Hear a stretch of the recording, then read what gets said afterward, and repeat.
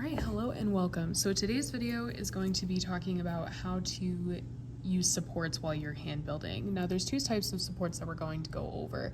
The first one is found objects, and then the second one is using clay as supports. All right, so right here I have a slab, and what I want to do is I want to transform that slab into a phone holder like this. Okay, so as you can see is that it's a flat piece of clay that has this little swoosh here, and then it comes up and then it comes down. All right, so if I were to position the clay and just try to mold it into that shape, depending on how wet the clay is, it's not really going to stay the way that I want to. I'm like surprised that it's staying up right now.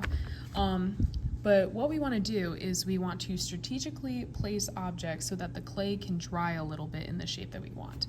So I know that it's not going to be exact, but so in order to get this curve right here, I'm going to use a glaze bottle. I could also use a rolling pin if I wanted something that was a little bit less dramatic, but I'm just gonna use the glaze bottle, I think. Actually, no, I think I'm gonna use the rolling pin because I think I won't have enough space for the glaze bottle. So, what I'm gonna do is I'm gonna take my rolling pin and I'm going to slide it underneath the clay, all right? And I'm gonna try to position the clay so that it's draped directly over it and that that edge is touching the ground or the table, okay? And then I'm just gonna gently form it the way that I want it. And then to make that little lip, I could do basically the same thing where I take another found object. In this case, I will use the glaze bottle actually. And I could just put it next to it like that. And I think I'm gonna make that a little bit more dramatic. Like that.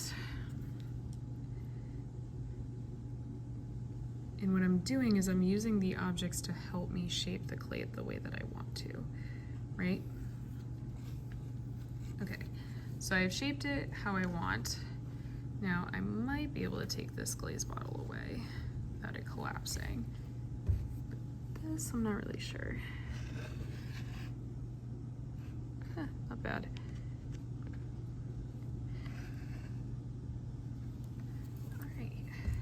That's actually not that bad.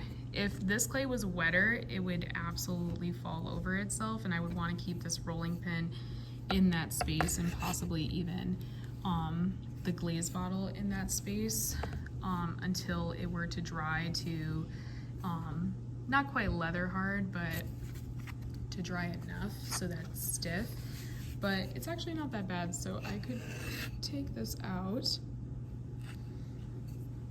And then, because I don't really need these objects to support it, what I could do instead is, this is where the clay supports come in, and I'll show you this in a different context after, is I could just take some little balls of clay and smush them to hold the clay in place. So I got two there. Maybe I'll put one underneath. And I'm not smushing them enough so that they attach themselves. I'm just putting it there enough so that it will stay where I need it to. And then I'll do the same thing on this side.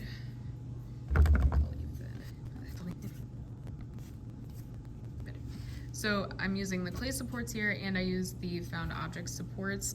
And basically what I'll do is I'll just let this dry for maybe about 30 minutes or so.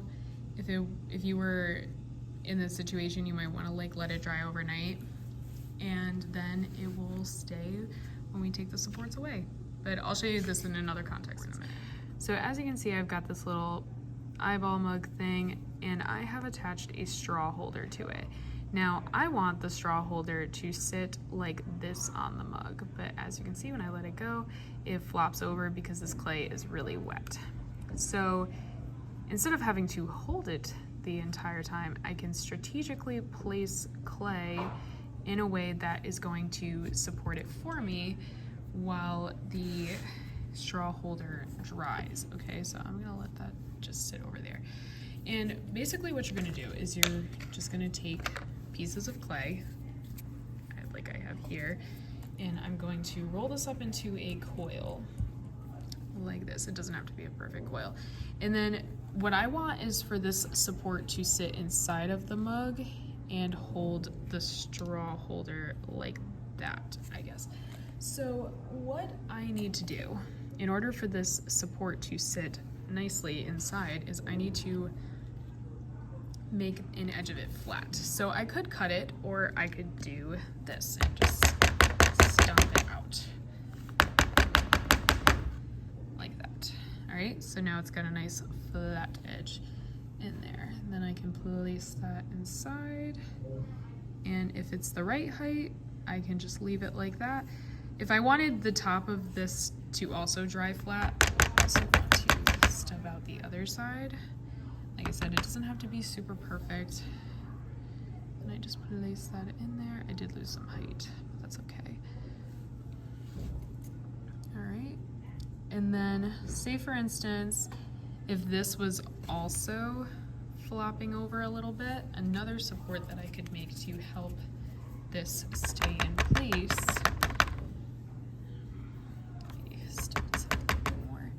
is I can make another piece of clay that then pushes on there so it dries in the shape that I want it to. And one thing that I did forget to mention is that when you are letting this dry in the form that you want it to, you don't want to let it dry to leather hard, especially, see how I need to take out this support in order for this to work. So I would want to just probably let this sit just enough so that when I take the support away, the straw holder does not fall over, and then I can remove the support, and the straw holder should be able to stay where I need it to. But what I could also do, if that was not the case, is I could instead make another support, maybe two supports, that instead hold it from the rim instead of from the inside. That's it.